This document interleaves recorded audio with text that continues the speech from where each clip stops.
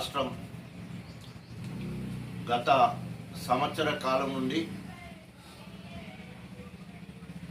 అలిమికాని హామీలు ఇచ్చి రేవంత్ రెడ్డి ప్రజలను మభ్యపెట్టి మసిపూసి మారేడుకాయ చేసి తెలంగాణ ముఖ్యమంత్రి అయిన తర్వాత సంవత్సర కాలంలో అట్టర్ ఫ్లాప్ ముఖ్యమంత్రిగా ఈరోజు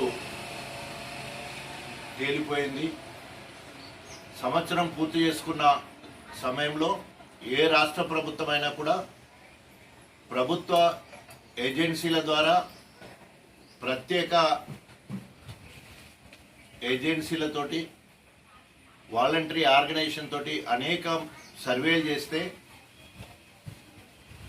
అందరూ కూడా రేవంత్ రెడ్డి గారికి ఇచ్చిన మార్కులు 20 నుండి 30 మార్కులే. అంటే సంవత్సర కాలంలో ఫెయిల్యూర్ ముఖ్యమంత్రిగా దేశ చరిత్రలోకి ఎక్కిండు. తెలంగాణ యావత్ ప్రజలు 72% నుండి 85% వరకు ప్రభుత్వానికి వ్యతిరేకంగా మాట్లాడడం, అదేవిధంగా రేవంత్ రెడ్డిని పర్టికులర్గా ముఖ్యమంత్రి గారిని దుష్భాషలాడడం మరి కొట్టొచ్చినట్టు కనబడ్డట్టు మనకు సర్వేలలో తేలింది.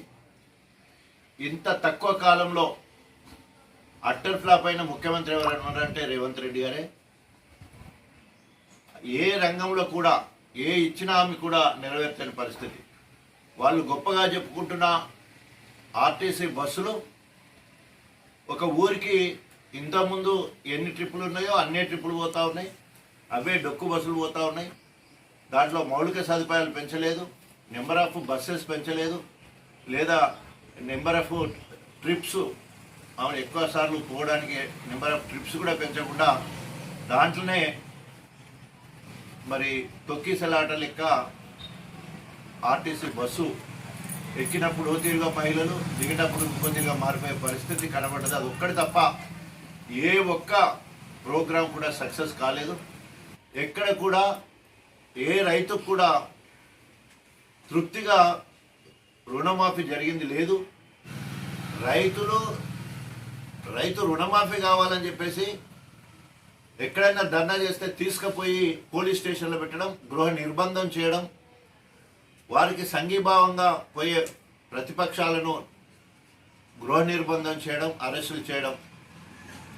ఈరోజు కూడా గురుకుల పాఠశాలలో ఒక విద్యార్థి ఆత్మహత్య చేసుకోవడం జరిగింది ఖమ్మం జిల్లాలో.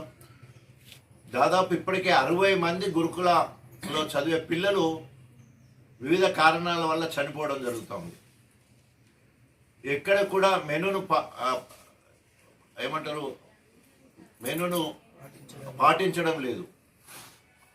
కనీస అవసరాలు కూడా తీర్చలేని పరిస్థితి ఈరోజు కాంగ్రెస్ ప్రభుత్వం చేయడం జరుగుతూ ఉంది. ఈరోజు సమగ్ర శిక్షణ అభియాన్ వాళ్ళు దాదాపు 23-24 రోజుల నుంచి స్ట్రైక్ చేస్తే వాళ్ళ గురించి పట్టించుకోవడం లేదు. దాదాపు 20,000 ఉద్యోగస్తులు కస్తూర్బా పాఠశాలకు సంబంధించిన వాళ్ళు కూడా నిరవధిక సమ్మె చేస్తూ ఉన్నారు. జస్ట్ నేను అధికారంలోకి రాగానే సచివాలయం వచ్చి మీరు టీ తాగే లోపే మీ సమస్యలన్నీ పరిష్కరిస్తా అని చెప్పేసి వాగ్దానం చేయడం జరిగింది. చెప్పుకుంటూ పోతే ఏ ఒక్క రంగంలో కూడా రేవంత్ రెడ్డి తన మార్కు చూపించలేని పరిస్థితి. హైకోర్టు అనేక సార్లు మొట్టికాయలు ఇస్తున్నా కూడా ప్రభుత్వానికి సిగ్గు శరం లేకుండా తను పట్టిన కాళ్ళకు 3 కాళ్ళు అన్నట్టు, కుందేలకు 3 కాళ్ళు అన్నట్టు మొండి వైఖరితో తుగ్లక్ లెక్క ప్రవర్తన, కళ్ళు దాగిన కోతి లెక్క ఇవాళ రేవంత్ రెడ్డి ప్రవర్తన కనబడుతూ ఉన్నది. మరిన్ని వార్తల కోసం నా ఛానల్ని సబ్స్క్రైబ్ చేయండి, పక్కనే ఉన్న బెల్ ఐకాన్ని ప్రెస్ చేయండి, లైక్ చేయండి మరియు షేర్ చేయండి.